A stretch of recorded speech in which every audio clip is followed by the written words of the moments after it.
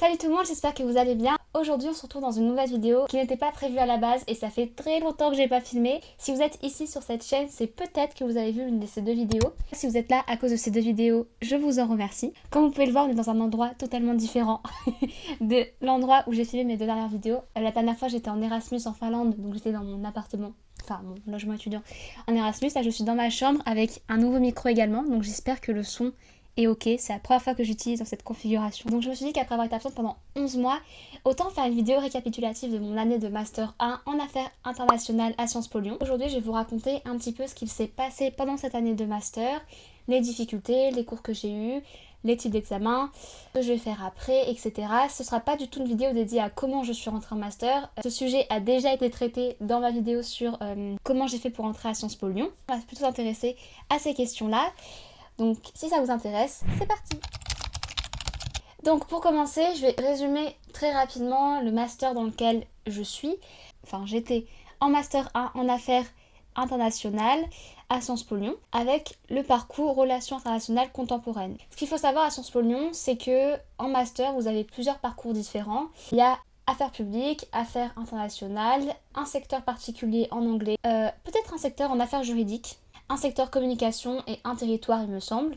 Ce secteur-là vous le choisissez avant d'entrer à Sciences Po Lyon évidemment, selon la spécialisation que vous allez avoir en 5e année. Si vous voulez, le temps de spécialisation en master à Sciences Po Lyon se fait en 2 temps. D'abord une première spécialisation, pré-spécialisation on va dire en M1 et une autre en M2. En l'occurrence, l'année prochaine en Master 2, je serai en Master Affaires européennes, entreprises et institutions. Moi j'étais en affaires internationales, j'avais pas trop le choix. Comme j'étais en affaires européennes, je pouvais prendre que celui-ci ou affaires publiques. Et j'ai une sous-spécialisation encore. Là c'est un parcours, il y a plein de parcours différents. Et moi j'ai pris relations internationales contemporaines parce qu'il avait des cours de droit humain qui m'intéressaient beaucoup, des cours sur la gestion des conflits également. Globalement pour les cours au premier et deuxième semestre, ils étaient assez équilibrés en termes horaires, bien qu'on avait un petit peu plus de cours au deuxième semestre. Par contre pour les rendus c'était pas tout à fait ça, il y avait beaucoup plus de choses à faire au deuxième semestre. Là, je vais vous présenter un petit peu les cours que j'avais. Déjà au premier semestre, on avait dans les cours de tronc commun, puisqu'on a des cours de tronc commun qui sont communs sur le premier et le deuxième semestre à toutes les 4e années. On avait politique économique et mondialisation, politique publique, et après on avait des cours de droit humain, comme je l'ai dit, d'enjeux économiques de l'environnement. En dehors de ces cours en amphi, on a bien évidemment des cours en TD, une CDL, nous on appelle ça une conférence de méthode à Sciences Po Lyon, mais c'est la même chose que des cours de TD à la fac. Ces cours-là c'est en petits groupes, en petits effectifs. Ce cours-là, au premier semestre, c'était un cours de violence et gestion des conflits, comme je l'ai dit. Là, le mode évaluation, j'en parlerai plus tard. Commun au premier et au deuxième semestre, c'est évidemment des cours de langue. À savoir que moi j'ai décidé de garder l'italien cette année. J'avais encore des cours d'italien et des cours d'anglais. Sur le second semestre, là par contre, j'avais des cours en amphi, droit de l'Union européenne, histoire des relations internationales. J'avais aussi un cours en amphi à choisir selon d'une aire culturelle. Comme je suis en affaires internationales, on avait ce cours-là à choisir. Ça pouvait être sur la Russie, l'Amérique du Nord, l'Amérique latine, l'Asie, le Moyen-Orient, l'Afrique subsaharienne. J'ai choisi celui-ci. Donc c'était un cours tourné vers la géopolitique de l'Afrique subsaharienne qui était vraiment très intéressant. J'ai un autre cours en amphi, mais j'ai plus le nom. C'est un cours de sécurité et renseignement commun particulier à mon parcours. Ça c'était pour la présentation un petit peu générale des cours. Maintenant on va parler un petit peu de comment on a été évalué. Globalement c'était des partiels au premier et au deuxième semestre, en sachant que les partiels qu'on avait au premier semestre, au premier semestre il y avait quand même moins de rendus qu'au second. C'était des partiels classiques, avec un cours en amphi, on révise, on passe, on a 2 heures de sujet. Ce qui d'ailleurs, avoir 2 heures d'examen, mais c'est tellement une révolution par rapport à la prépa où il y avait 6 heures d'épreuve en Cali.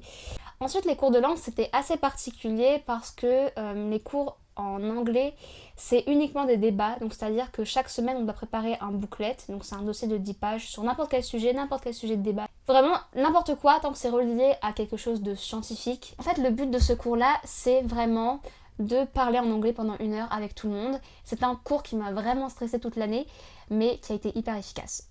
Voilà. Et à la fin de l'année, du coup, je suis devenue plus confiante j'ai pris confiance en moi et donc à la fin je trouvais même ça amusant, même si j'étais toujours stressée de faire ces cours en anglais et ces petits sujets de débat. Globalement chaque semaine on pouvait être n'importe qui, donc en fait chaque semaine on préparait un nouveau rôle, on était une nouvelle personne. Moi j'ai été directrice du zoo de Londres, j'ai été étudiante en computer science, j'ai aussi été une psychologue de couple, j'ai été un loup aussi. Voilà, enfin vraiment on pouvait prendre plein de rôles et le format c'était un petit peu même en italien. J'étais un petit peu moins à l'aise parce que voilà, j'avais gardé l'italien, mais depuis la fin du lycée, il y a plein de fois où j'ai arrêté l'italien pendant de longues périodes et je l'ai arrêté en deuxième année de prépa. Ensuite j'ai repris 4 mois puis j'ai re-arrêté quand je suis partie en Erasmus et là j'ai repris cette année. Et j'ai validé le niveau B2. Donc je suis très contente, enfin ça me va très très bien. Ça c'était pour les cours de langue, donc ça c'était premier et deuxième semestre avec beaucoup de travail à faire en langue. Pour le coup, toutes les semaines il fallait travailler dessus. Et ensuite il y avait des petits cours de TD, il y en avait un particulier à chaque semestre. Au premier semestre c'était violence et gestion des conflits comme je l'ai dit. Là c'était 2 dossiers à rendre et un autre oral à faire en groupe. Globalement à Sciences Po, si vous y entrez, il y aura des travaux de groupe. Voilà, on m'avait prévenu, je savais à quoi je m'engageais en allant à Sciences Po. Écoutez, on finit par s'habituer. Après, en autre mode d'évaluation, on avait des dossiers à rendre pour des matières en amphi. On a eu un dossier à rendre en sécurité et un autre dossier à rendre pour un cours à choisir obligatoire, mais parmi une liste très grande de cours. Moi, j'avais choisi Political Violence and the Modern State. Et donc, dans ce cours-là, j'avais un podcast à faire. Voilà, là, en fait, c'est des cours à choisir et chacun avait sa méthode d'évaluation un peu différente.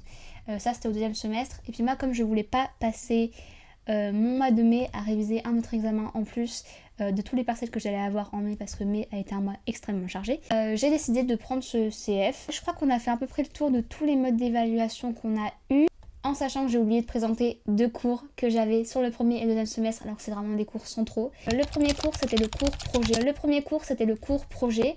Donc là c'était pour nous initier à la démarche projet sur l'ensemble de l'année. Donc en fait on devait faire un projet fictif, réel ou semi-fictif, semi-réel, tout au long de l'année, avec une soutenance où on allait présenter à notre groupe, enfin à notre classe, avec notre propre groupe de 5-6 personnes, le travail qu'on avait réalisé lors d'un oral de 20 minutes. En plus de ça, on avait un gros dossier à préparer d'une 60aine de pages, ou d'une 50aine, je ne sais plus. Donc nous on l'a fait avec une association, on a fait un dossier qui suivait un projet réel, donc ça c'était assez intéressant, même si c'était aussi un peu stressant du coup. Ce travail-là a demandé beaucoup d'efforts, beaucoup de travail, et en fait finalement au deuxième semestre on a eu énormément de rendus puisqu'il y avait tous les gros projets à rendre, les partiels, le grand oral sur lequel je reviendrai juste après. Et l'autre cours, évidemment je ne sais pas comment j'ai fait pour l'oublier, c'est celui du mémoire, Sciences Po Lyon. Quand tu rentres en master et que tu veux faire un mémoire, c'est pas à toi d'aller démarcher entre guillemets un professeur qui va être ton ou ta directrice de mémoire. En fait tu vas faire des vœux de séminaires, plein de séminaires qui sont proposés en 4e année, en tout cas quand tu es sur le campus de Lyon, parce que je crois qu'à Saint-Étienne c'est un peu différent. Ils peuvent être sur la sécurité, la défense, l'éducation, le droit, l'Europe, la solidarité internationale, plein de choses. Et donc moi j'ai eu le séminaire que je voulais, donc ça j'ai été très contente. Et du coup ce séminaire là je l'avais tout au long de l'année, j'avais 2 heures par semaine toutes les 2 semaines, ou parfois plus rapproché, plus éloigné, ça dépendait. Donc dans ce cours-là, on a eu un dossier à rendre, encore une fois en mai, ça a fait 4 dossiers à rendre en mai. Là, c'était pas un sujet en rapport avec le mémoire, mais là vraiment en rapport avec le cours du séminaire. On avait aussi un oral de présentation d'avancée de notre mémoire qu'on a dû faire devant la classe et qui m'a énormément stressée, évidemment. Le dernier rendu du séminaire, c'est pas vraiment le séminaire, c'est le rendu du mémoire. Voilà, en sachant que vous n'êtes pas obligé de faire un mémoire à Sciences Po Lyon, vous pouvez aussi faire un état de la recherche. Qui est un peu différent. Il y a des parties qui peuvent ne pas être encore complètes, où vous allez mettre des pistes de réflexion, que vous voulez interviewer un tel, etc. Ça fait 40-50 pages, il me semble, peut-être un peu moins, peut-être un peu plus selon les professeurs. Ce n'est pas ce que j'ai fait. Moi j'ai fait donc je l'ai pas fini. Pour faire un mémoire, c'est très très long. Vous savez, mon dossier sur Word, là, il fait 76 pages pour un dossier qui doit faire 80. Donc là, on va dire on enlève une dizaine de pages de présentation, etc. J'en suis déjà presque à 65-70 pages. Ça va être un petit peu embêtant de corriger tout après, mais au moins une fois que ce sera fini, ce sera bien. Donc ça, c'était un peu tous les modes d'évaluation. Donc avec le mémoire, qui est évidemment un sujet important. Je vais pas faire toute une vidéo dédiée au mémoire. Enfin, pas ici, je veux dire, mais j'en ferai sûrement une autre entièrement dédiée au mémoire, à mes conseils, etc. Ensuite, l'autre mode d'évaluation de 4e année, c'est le grand oral. C'est une épreuve où en fin d'année scolaire, donc fin mai, en fait tu pioches un sujet, soit un sujet genre une question, un sujet de dissertation. Moi j'ai eu à quoi servent les dimanches, donc je n'ai pas pris ça.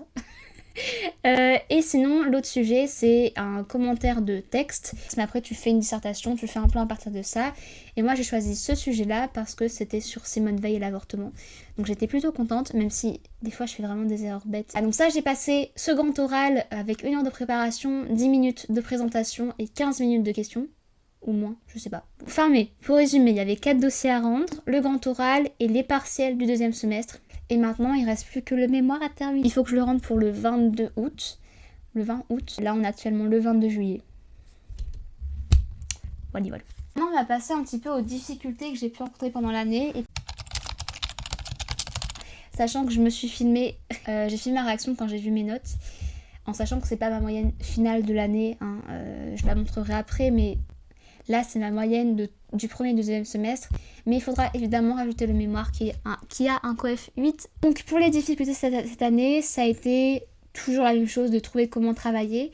Je teste toujours de nouvelles choses. Je refais toujours un peu des fiches, un petit peu différentes selon les types de cours. Vraiment, mon conseil, que vous soyez au lycée, au collège, en master ou en licence, utilisez des podcasts et des vidéos pour travailler.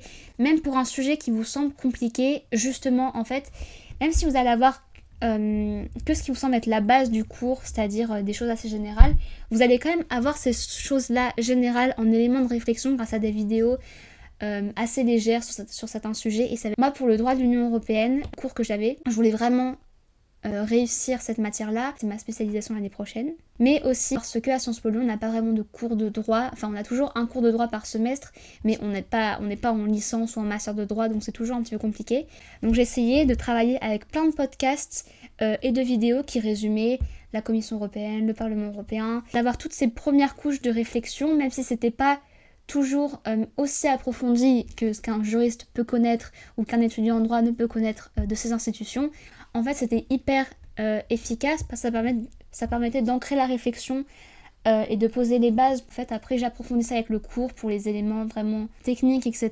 Et ça a été plutôt efficace parce que j'ai eu 14. L'autre difficulté, évidemment, c'est de gérer la charge de travail, notamment pour le mémoire, pour se motiver, surtout avec un trouble de l'attention. Mais même sans trouble de l'attention, en fait, pour tout le monde, c'est compliqué, c'est dur.